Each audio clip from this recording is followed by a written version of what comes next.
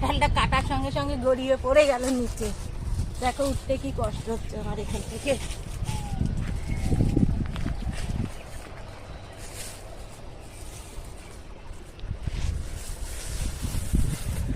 কষ্ট আর শাড়িতে লাগতে পারবে না, যার জন্য প্যাকেটে নিয়ে। তো এই দেখো কাঁঠাল নেওয়া হয়ে গেছে, এবার একটু শাক তুলবো, দেখি কি শাক পাই। থানকুনি পেলে থানকুনি নেবো, থানকুনি না পেলে অন্য শাক নেবো, নিয়ে বাড়ির দিকে যাবো। গিয়ে তো আবার রান্না করতে হবে, বেলা হয়ে গেছে, আজকে রান্না বসাতে অনেকটা দেরি হয়ে যাবে আজকে। তো চলো, এই দেখো বেরিতে আসছি আমরা। মাছ রাঙা ঝুপ করে পড়ে পড়ে মাছ খাচ্ছে ওই যে দূরে। দেখো কি সুন্দর কচু শাক, এখান থেকে কটা কচু শাক কেটে নেব। এই যে গর্ত একখানা।